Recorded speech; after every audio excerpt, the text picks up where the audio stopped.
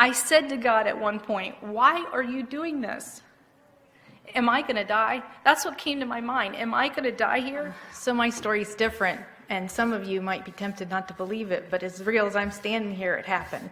I said, this flu should be better, but I'm worse than it when it started. Well, as a nurse, I did not want to go to the ER. You don't go to the ER unless it's truly necessary. So I received a call from the ER. It said, you need to come back right now. Your blood cultures are positive. I called Ron. I said, I'm going to the hospital, and I think I'm going to get admitted. I knew more than anything else right now, I needed God's healing. I was admitted to Kettering on Wednesday morning. Now, I tried to be cheerful, and I tried to be pleasant. I wanted to show God as much as I could. Plus, I work at that hospital, and the last thing I wanted to do is write something nasty about me in my chart. It can be hard to be in the hospital, isolated from your family. I felt the deepest darkness settle over me. Thoughts were coming hard and fast. You could die in here. But I pleaded with God as I never have before in my whole life. I said, God, please lift this darkness and this fear and bring me your peace and your healing. Let me feel your presence so that I know you're here.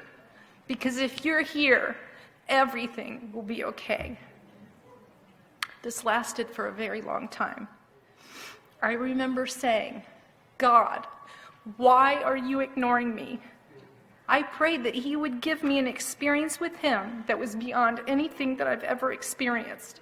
I prayed that he would use this time to truly bring me into his presence. I refused to give up. I refused to back down, and I refused to stop praying.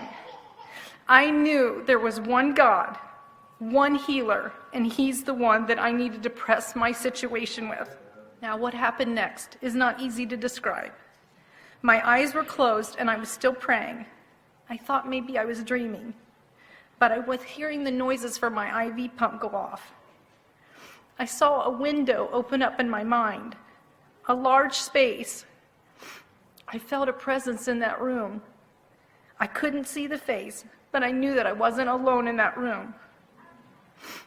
I knew it was God. I was totally terrified, as you can imagine, but I felt like I was being given an opportunity to press my case before him. And I asked him, can you imagine what would be the first thing you'd say to God? I said, why are you ignoring me? Why didn't you give me any peace when I needed it so badly? At first, nothing was said. I started to see photographs put in front of my face. I said, what are these? No answer. Every photograph in color that was put in front of me was a scene of my life. I didn't need an explanation. I knew the meaning of each picture. It was something I had said, something that I had done. I was seeing myself the way that God sees me. I confessed every single thing that he brought to my mind. This was extremely painful. I was sobbing. I had dishonored his character, and I had let him down. The one person who loved me enough to send his son to die for me, I had hurt. A voice began to speak to me very clearly. He told me some very personal things. I told him how sorry I was for hurting him. I was a broken person. Now, several times, I wanted to leave this space, this room that we were in. I was afraid of what he would show me next. He said to me, Faith, you could go whenever you want to. If this is too painful for you, you can leave. And I said to him, I said, God, you're the one and only God. There is nowhere else for me to go.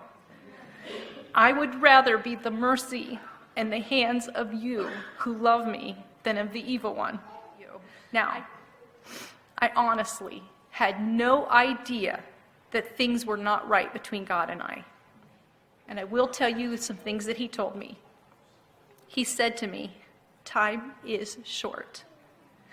He said, we need to all be free of sin.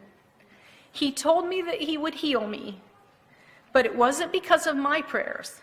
He told me he was going to heal me because of the prayers of a friend.